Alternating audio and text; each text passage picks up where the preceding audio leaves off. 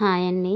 ఈరోజు వీడియోలో ఫ్రంట్ పార్ట్‌లో కప్స్ అనేది సరిగా షేప్ రావడం లేదంటున్నారు కదా! అది నేను స్టిచ్చింగ్ చేసి చూపిస్తాను.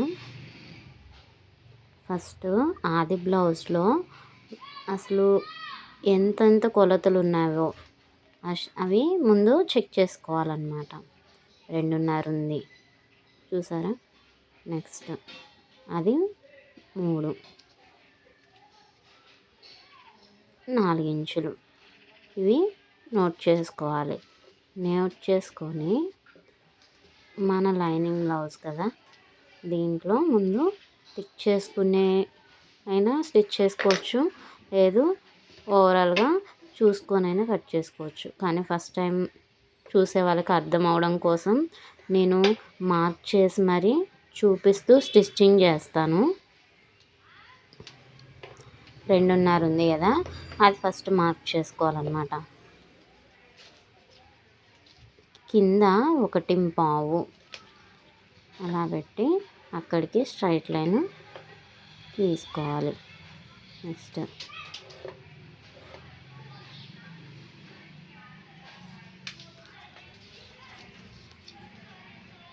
3 ఇంచులు ఉంది కదా, అది మనకి ఆది బ్లౌజ్లో అసలు పట్టి తాళ్ళు పట్టి ఎంత పొడవు ఉందో దాంట్లో సగంలోకి ఇంకొంచెం కిందకే గుర్తుపెట్టుకోవాలి.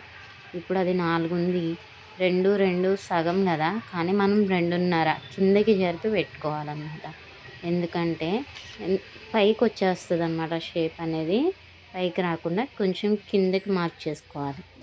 అండ్ లాస్ట్ది ఆ చంక భాగంలోది స్ట్రైట్ లైన్ చూసుకొని నేను వీడియోలో చూపిస్తున్నట్టుగా గుర్తుపెట్టుకుంటే మీకు కరెక్ట్గా అనేది వస్తుంది అన్నమాట. చూసారా? ఇప్పుడు కప్ షేపు బాగా ఎక్కువగా కనిపించేలా అడిగితే ఆ 3 డాట్స్ బాగా దగ్గరగా స్టిచ్చింగ్ చేయాలి. లేదు అదంతా కప్ షేప్ అనేది ఎక్కువ అవసరం లేదు అని అన్న వాళ్ళ ఆది బ్లౌజ్లో ఎలా ఉందో చూసి అవి కొంచెం దూరంగా పెట్టి స్టిచ్ చేయాలన్నమాట. ఇప్పుడు ఆల్రెడీ ఆది బ్లౌజ్లో కొలతలు తీసి మనం పెట్టాం కాబట్టి అది ఎలా ఉందో అలా మనం ఈజీగా కుట్టేయచ్చు.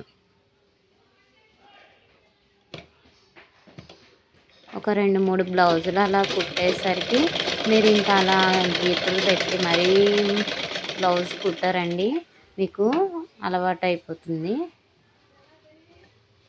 నెక్స్ట్ 3వది కూడా స్టిచ్చింగ్ చేసి చూపించేస్తున్నాను.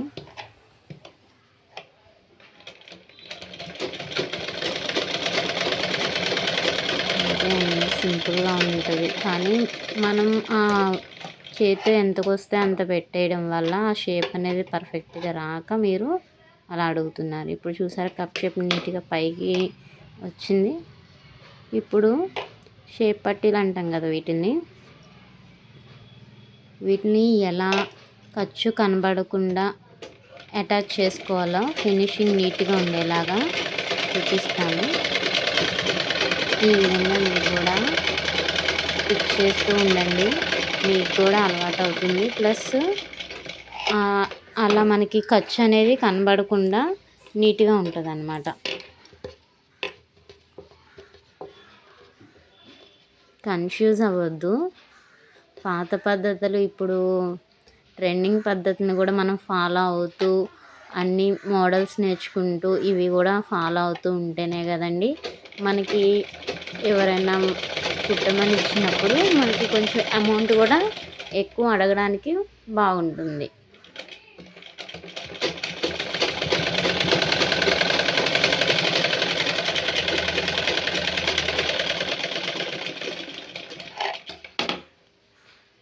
దీన్ని ఇప్పుడు తిరిగేసేసుకుంటే ఆ ఖర్చు అనేది అంతా లోపల పార్ట్లోకి వెళ్ళిపోతుంది.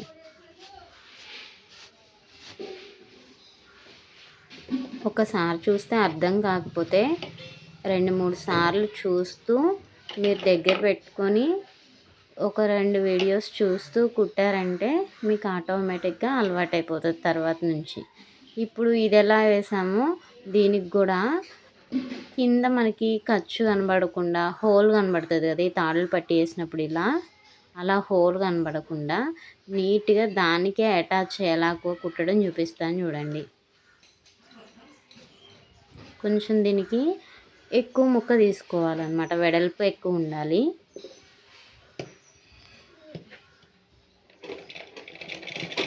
వెడల్పు ఎక్కువ ఉండాలి, ఉన్న పొడవుకి 1 ఇంచ్ ఎక్స్ట్రా ఉండాలన్నమాట.